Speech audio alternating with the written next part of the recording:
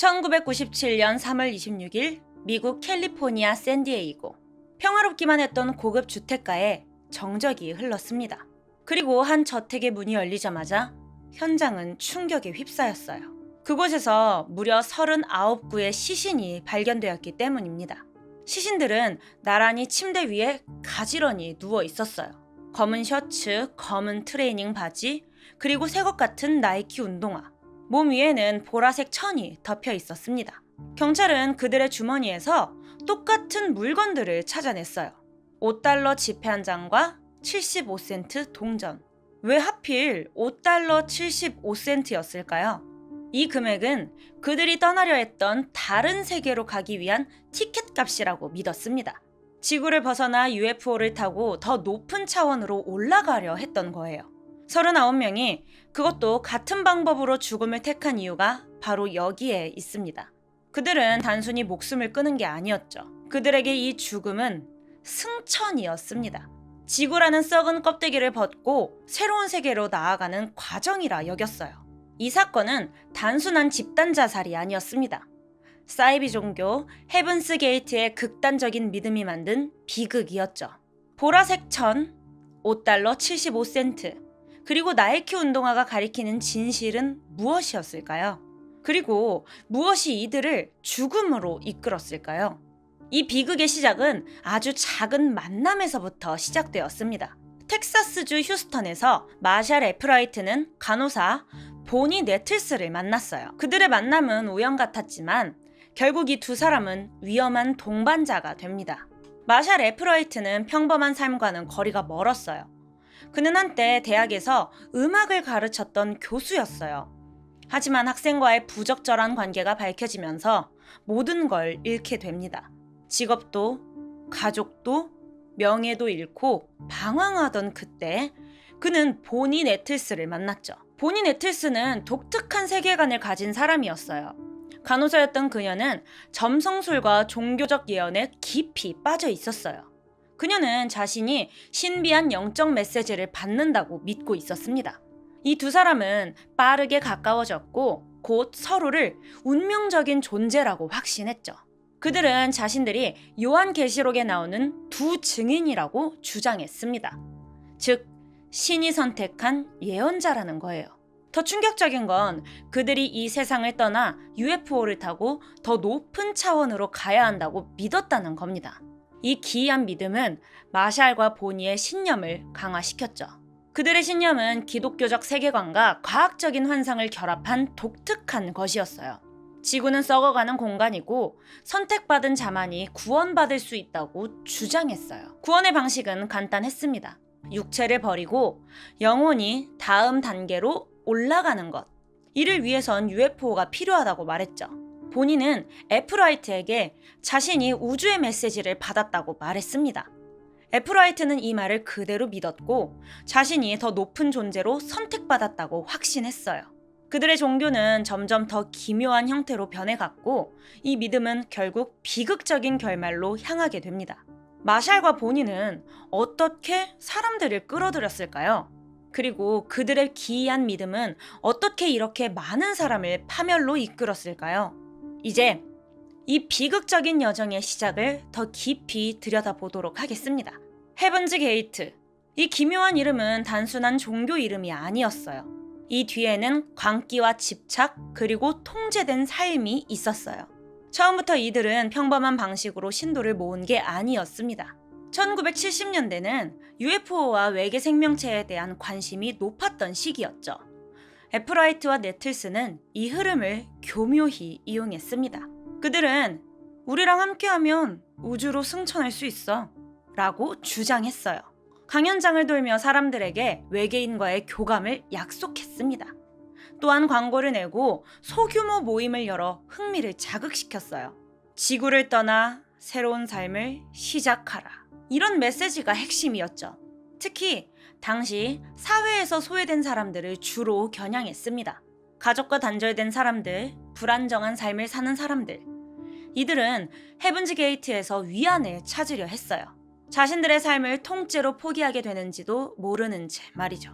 신도가 된 사람들은 철저히 통제된 삶을 살았습니다. 모든 생활은 공동체 안에서만 이루어졌고 외부와의 모든 연락은 끊겼어요. 가족, 친구, 심지어 자신의 이름도 잃어버렸습니다. 이들은 서로를 감시하면서 규칙을 지켰어요. 매일같이 정해진 시간에 일어나고 정해진 시간에 식사를 했어요. 정확히 6분 안에 샤워를 끝낼 것. 이런 식의 세세한 규칙까지 있었습니다. 외모도 통제 대상이었어요. 머리는 짧게 깎고 같은 옷을 입어야 했어요. 자신만의 개성을 완전히 지워야 했습니다.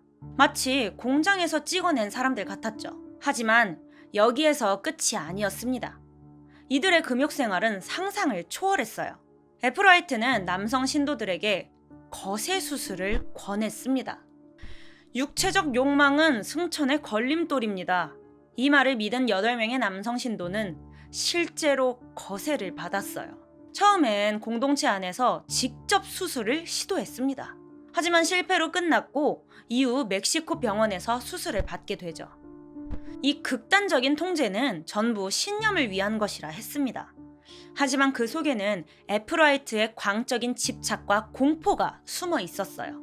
헤븐즈 게이트, 천국의 문을 뜻하죠. 그러나 그들이 믿었던 문 너머에는 천국이 아닌 비극이 기다리고 있었습니다. 1997년 초에 전 세계의 밤하늘을 수놓은 한 천체가 있었어요. 그것은 바로 헤일밥 혜성이었어요. 언론과 과학계는 이 천문 현상을 축제처럼 다루었습니다. 하지만 헤븐즈 게이트에게는 전혀 다른 의미로 다가왔죠. 그들은 이 혜성이 단순한 우주의 아름다움이 아니라고 믿었습니다. 혜성 뒤를 뒤따라오는 UFO가 있다는 소문이 있었어요. 애플라이트는 이를 우리가 기다리던 구원의 신호라고 선언했습니다. 이들은 그 혜성과 UFO를 자신들의 승천수단으로 해석했죠. 혜성 뒤에 UFO가 있다는 주장은 어디에서 나왔을까요? 1995년 한 라디오 방송에서 이런 주장이 나왔습니다. 헤일밥 혜성 뒤에 어떤 물체가 따라오고 있다. 그것은 UFO일 가능성이 있다. 사실 근거 없는 음모론이었어요. 하지만 헤븐즈 게이트는 이 이야기를 철저히 믿었습니다. 그들은 이 UFO가 자신들을 데리러 온 구원의 우주선이라 여겼죠. 애플라이트는 이 혜성이 곧 지구 종말의 신호라고 선포했습니다. 신도들에게는 이제 선택의 여지가 없었어요. 혜성이 지나가는 이 시점이 우리가 떠날 수 있는 유일한 기회야. 그들은 극단적인 준비를 시작했습니다. 자신들의 육신을 버리고 다음 단계로 올라가야 한다고 믿었어요. 모든 물건을 정리했고 그들의 유언을 담은 동영상을 찍었습니다. 그리고 서로를 설득했죠. 우리 지구를 떠나 새로운 곳으로 가. 혜성이 가까워질수록 이들의 광기는 절정에 달했습니다. 모든 것이 혜성을 중심으로 움직였어요. 그들에게 이 혜성은 단순한 천체가 아니었습니다. 구원과 멸망의 경계선이었죠. 애플라이트는 모든 준비가 끝났다고 선언했습니다. 우리는 이제 떠날 준비가 되었다. 이제 구원의 우주선에 오를 시간이다. 혜성과 함께 떠나려 했던 이들의 마지막 선택은 과연 무엇이었을까요? 그리고 그 선택은 어떤 비극을 가지고 왔을까요? 1997년 3월 26일 캘리포니아 샌디에이고의 한 저택에서 사건이 시작되었습니다. 911에 걸려온 익명의 전화. 집단 자살이 벌어졌습니다. 주소를 알려드리겠습니다. 경찰이 저택에 도착했을 때 그곳은 적막했습니다. 문을 열자마자 숨막히는 악취가 퍼졌어요.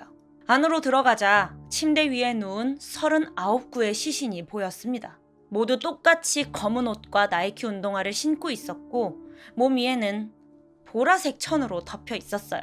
이들의 주머니에서 나온 5달러 지폐와 75센트. 경찰은 이 돈이 무엇을 의미하는지 알아내야 했어요. 알고 보니 5달러는 벌금을 대비한 돈이었습니다. 75센트는 새로운 세계에서 공중전화를 사용할 잔돈이었죠. 그들은 스스로 목숨을 끊기 위해 치밀하게 준비했습니다. 독극물을 푸딩이나 사과 소스에 섞어 먹었어요. 그리고 술로 삼켰습니다. 마지막엔 비닐봉지를 머리에 씌워 질식사를 선택했죠. 죽은 후에는 시신을 정리하는 절차가 있었어요. 남은 신도들이 사망한 사람들을 침대에 눕혔어요. 보라색 천으로 얼굴과 몸을 덮어 일종의 장례식을 했습니다. 이 모든 과정은 철저히 계획된 의식의 일부였죠. 이들의 셔츠에는 Heaven's Gate Away Team 이라는 로고가 붙어 있었습니다. 이 로고는 무엇을 의미했을까요? 그들에게 이것은 단순한 구호가 아니었습니다. 우주로 떠나는 승무원이라는 상징이었죠.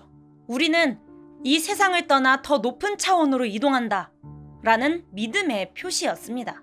경찰은 시신들을 확인하면서 충격에 빠졌어요. 현장은 믿기 힘들 정도로 깔끔하게 정리정돈이 되어 있었습니다.